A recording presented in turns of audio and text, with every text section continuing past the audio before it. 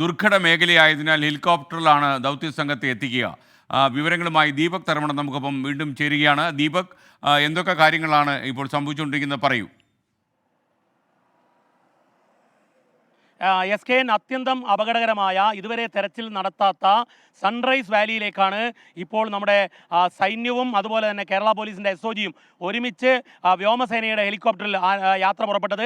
വ്യോമസേനയുടെ ഏറ്റവും പ്രതികൂല സാഹചര്യത്തിലെ ടെറൈനിൽ ഓപ്പറേറ്റ് ചെയ്യുന്ന ALH വിമാനം അഡ്വാൻസ് ലൈറ്റ് ഹെലികോപ്റ്ററാണ്. ആ ALH വിമാനത്തിലാണ് ഇപ്പോൾ അതുപോലെ ആർമിയുടെ കഥക് കമാൻഡോസ് എന്ന് പറഞ്ഞാൽ ഏറ്റവും ടഫസ്റ്റ് ടെറൈനിൽ മൗണ്ടൻ വാർഫെയർ നടത്തുന്നവരാണ്. അവരും ഒപ്പം തന്നെ കേരള പോലീസിൻ്റെ SOGയും ഗൈഡായിട്ട് ഒരു ഫയർഫോഴ്സ് ഫയർമാനും അതുപോലെ തന്നെ വനം വകുപ്പിൻ്റെ ഒരു ഉദ്യോഗസ്ഥനുമാണ് പുറപ്പെട്ടത്. ഇവർ നേരെ സൂചിപ്പാറ വെള്ളച്ചാട്ടം കഴിഞ്ഞ് ഏറ്റവും ഒടുവിൽ ഇതുവരെ തിരച്ചിൽ നടത്താൻ പറ്റിയില്ല എന്നുള്ളതാണ് ADGP MR അജിത് കുമാർ നമ്മളോട് പറഞ്ഞത്. ഇതുവരെ കണ്ണെത്താത്ത സ്ഥലത്ത് ഓപ്പറേറ്റ് ചെയ്യാൻ വേണ്ടിയാണ് അവർ പോയിരിക്കുന്നത്. മാത്രമല്ല റെസ്ക്യൂ ഓപ്പറേഷന് വേണ്ടിയുള്ള എല്ലാ വെപ്പണുകളും മറ്റു സാധനങ്ങളും ഒക്കെ ആയിട്ടാണ് പോയത്. 2 ട്രിപ്പായി 2 സോട്ടിയാണ് നടന്നത്. ഇവിടെ നമുക്ക് കാണാം, ഇവിടെ നിന്നും ALH വിമാനം പുറപ്പെട്ട് കഴിഞ്ഞതിന് ശേഷം ഫയർഫോഴ്സിൻ്റെയും ആംബുലൻസിൻ്റെയും എല്ലാ സന്നാഹങ്ങളും ഈ ഗ്രൗണ്ടിൽ ഹെലിപ്പാഡിൽ തയ്യാറാണ്. ഏതായാലും ഏതാനും മണിക്കൂറുകൾക്കകം തന്നെ ഈ തെരച്ചിൽ കൃത്യമായി നടക്കും.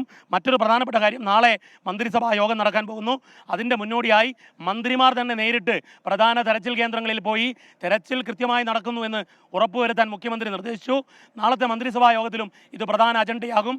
ഏതായാലും തെരച്ചിൽ അവസാന ഘട്ടത്തിലേക്ക് കടന്നു എന്ന് ചോദിച്ചാൽ ഉദ്യോഗസ്ഥർ സമ്മതിക്കുന്നില്ലെങ്കിലും കൃത്യമായി അവസാന ഘട്ടത്തിലേക്കുള്ള കൃത്യമായ പൂർണ്ണതയിലേക്ക് തിരച്ചിലെത്തിക്കാനുള്ള ശ്രമമാണ് SKN ഇപ്പോൾ നടക്കുന്നത്.